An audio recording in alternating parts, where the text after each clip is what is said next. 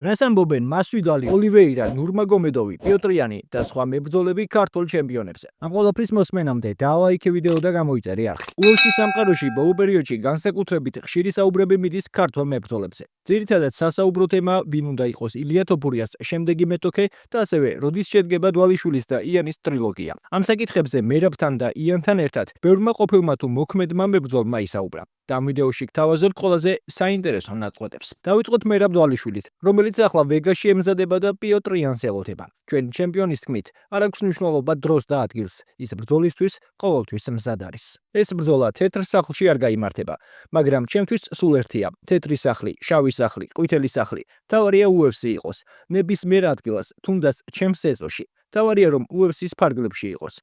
ჩემპიონი არ ვარ და მე ვერ ვნიშნავ თარიღებს, ვერ ვურეკავ UFC-ს და ვერ ვთხოვ რომ ჩქარა დამინიშნონ ბრძოლა ან რამე მსგავსი. როცა ჩემპიონი ვიყავი, დიახ, სულ ვამბობდი, გთხოვთ, რაც შეიძლება მალე მომეცით ბრძოლა. ახლა კი ველოდები პიოტრიანს. ერთი რამ ზუსტად ვიცი, ეს UFC მითხრა. მე შემდეგი ვარ ტიტულისთვის. ამისთვის მადლიერი ვარ. მათ დაინახეს ჩემი შრომა და ეს ტრილოგია შედგება. 2023 წელს მე დავამარცხე იანი. 2025-ში მან მომიგო და ახლა ყველაფერი ძალიან საინტერესო იქნება. დარწმუნებული ვარ, ყველა სურს ამ ბრძოლის ნახვა. ყველა მიცის რომ ეს ბრძოლა გაამართლებს და კარგი ბრძოლა იქნება. ახლა ვნახოთ, როდის დაბრუნდება პიოტრი. მე მზად ვარ.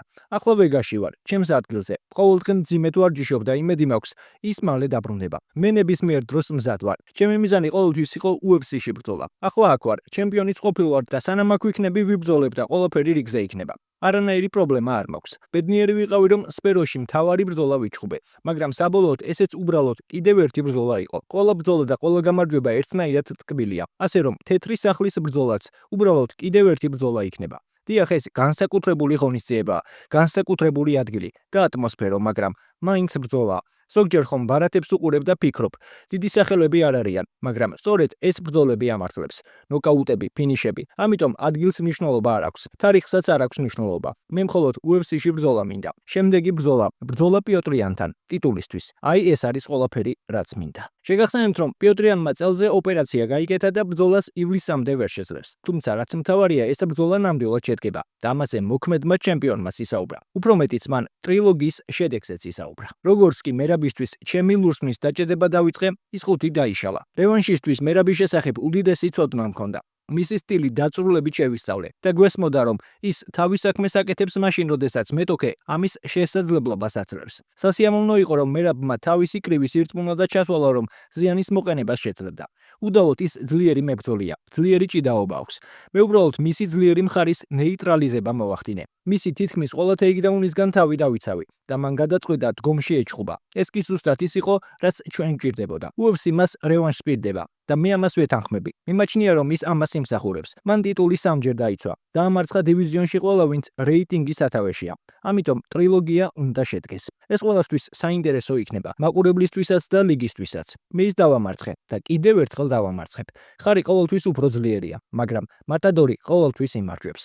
ჩვენს მესამე ბრძოლაში მერაბს დიდი პრობლემები ელოდება. მას სრული კატასტროფა და განადგურება ელის. იანი, რა თქმა უნდა, სხვას არც არაფერს იტყოდა. თუმცა რაც მთავარია, ყოველს გვჯერა რომ მერაბი უფრო ძლიერი დაბრუნდება და კამარს დაიბრუნებს. ეს კი სავარაუდოდ ივლისში მოხდება. ილია თოფურიას ბრძოლის თარიღი კი კვლავ უცნობია. ზუსტად იმის თქმაც რთულია თუ ვინ იქნება მისი მომდევნო მეტოქე. სულ ორი ვარიანტია: მსუბუქი წონის დროებითი ჩემპიონი ჯასტინ გეიჯი და ქვესაშუალო წონითი დივიზიონის ჩემპიონი ისლამ მახაჩევი. მებრძოლების ნაწილი მიიჩნევს, რომ გეიჯის და თოფურიას დაპირისპირებას აზრი არ აქვს. მაგალითისთვის ასე ფიქრობს UFC-ს მსუბუქი წონითი დივიზიონის მებრძოლი რაფაელ ფიზიევი. თოფურია და გეიჯი სიმართლე გითხრათ არ მინდა ეს ბრძოლა, იმიტომ რომ გეიჯი უკვე თითქმის 38 წლისაა. თუ შეხედავთ რა ფორმაში იყო ბოლო ბრძოლაში, ეს ყველაფერი კარგად არ დასრულდება. ლიასთან ბრძოლა დგომში, ჭიდაობის გარეშე, კრივი. ეს მისთვის სახიფათოა, ძალიან სახიფათოც კი. ილიას მისი ნოკაუტში ჩაგდება ადვილად შეუძლია. ეს MMA-ია, ვიცი, ყველაფერი შეიძლება ნებისმიერ წამს შეიცვალოს, მაგრამ მაინც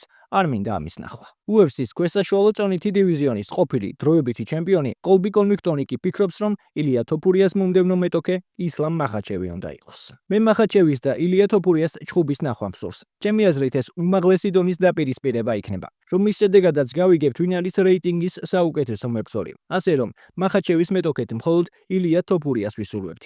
იგივეს ფიქრობს UFC-ს ისტორიაში ყველაზე სწრაფი ნოკაუტის ავტორი ხორხე მასვიდალი. ის ამბობს, რომ ილია თოფურიას შანსი აქვს MMA-ს მაიკლ ჯორდანი გახდეს. თუ ილიას გეიჯის შეახვედრებენ, სკამივით დაკეცავს. ილია სულ სხვა პლანეტაზე იმყოფება. თუ ილია ქვესაშუალო წონით დივიზიონში ევა და მახაჩევს დაამარცხებს ჯონ ჯონსზე, ჟორჟ სენ-პიერზე და ყველა სხვა ლეგენდაზე მაღლა დადგება. რადგან UFC-ს ისტორიაში 3 წონითი დივიზიონის საჩემპიონო კამარი არავის მოუგია. თუ ეს გააკეთა, თოფურია სიდიადის სრულიად სხვა კატეგორიაში მოხვდება, რომელშიც მარტო თვითონ იქნება. როდესაც უყურებ მებრძოლს, რომელიც კარიერის პიკში მყოფ ვოლკანოვსკის აფინიშებს, ჰოლოუეის დიშავს და შემდეგ მაღალ წონაში ადის, სადაც ოლივეირას ანადგურებს, გიჩნდება კითხვა. ეს მითოლოგიური პერსონაჟი ვინ არის? მახაჩევი UFC-ს რეიტინგის პირველი ნომერია, რომელიც ყველა მეტოქეს ანადგურებს. მას დიდი სახელის მქონე მოწინააღმდეგეები ჰყავდა და ყველა მათგანი ნაწილებად დაშალა. თუ ილიამ მას მოუგო, რამდენადაც არ უნდა მოგწონდეთ, იძულებულები იქნებით, თქვათ რომ ის გოუთების გოუთია. მახაჩევი ზუსტად ისეთი მებრძოლია, როგორიც თოფურიას დასამარცხებლად არის საჭირო და თუ ილიამ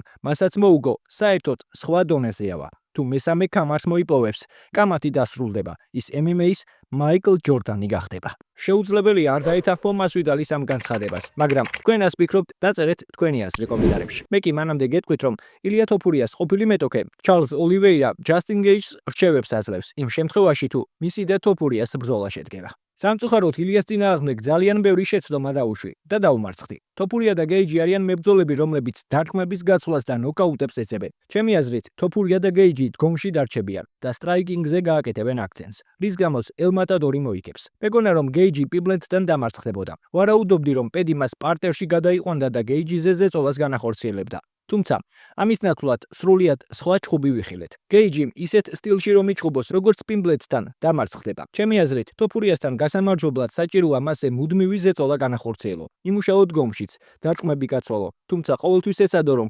დისტანცია შეამცირო და თეიქდაუნი შეასრულო. ზეწოლა პირველიდან ბოლო წამამდე, სუსტი დარტყმები, თეიქდაუნები და საჭიროა მისი პარტერში დატოვება. PFL-ის მსუბუქი წონის ჩემპიონი უსმან ნურმაგომედოვი კი ფიქრობს, რომ ილიას დამარცხება ისეთივე მარტივია, როგორც მერაბ ტვალიშვილის. თოფურიას დამარცხება დიდ სირთულეს არ წარმოადგენს, იმიტომ რომ მაგალითად არმან ცარუკიანმა იცის როგორ მოუგოს მას. აქ რთული არაფერია. მას ჭიდაობა არ უყვარს. 1-2 რაუნდის რომ იჭიდაოს, ამისთვის საჭიროა რომ გამძლეობა 70 კილოგრამზე ჰქონდეს მორგებული. როდესაც წონაში ზევით ადიხარ და ისლამ მახაჩევი არ ხარ, ძალიან გაგიჭირდება. მერაბის და პიოტრის ბრძოლაში კი იანის გამარჯვება არ გამკვირვებია, რადგან ვიცი თუ როგორ ჩხუბობს და რა შეუძლია. პიოტრმა უბრალოდ გვაჩვენა რომ პირველი ბრძოლა მხოლოდ ტრავმის გამო წააგო. როგორ შეივლის მესამე ბრძოლა? რა გააკეთა მერაბმა მეორე ბრძოლაში? არც კი ვიცი, რომელი შეცდომების გამოსწორება შეუძლია. იანის დაგდება არ გამოუვიდა. ქვემოთ სართულზე მეტოქის კონტროლი არ შეუძლია. გომში პიოტრს ვერ უკაჩავს. ფიქრობ მესამე ბრძოლაც იგივე სცენარით წარიმართება. თუ რა თქმა უნდა, იანი დვალიშვილს არ დააფინიშებს. მეორე ბრძოლაში იყო მომენტები, როცა იანს ბრძოლის დროზე ადრე დამთავრებად შეეძლო. ნურმაგომედოვებისგან მსგავსი კომენტარები გასაკვირი არაა, თუმცა რამდენად რეალურად ფიქრობენ ისინი, ეს სხვა საკითხია. ბოლოს წარმატებები უსურვოთ ჩვენს მებრძოლებს და რა თქმა უნდა, თუ მოგეწონათ ვიდეო, დალაიქეთ და გამოიწერეთ არხი, რომ არ გამოგჩეთ შემდგომი საინტერესო ინფორმაციები.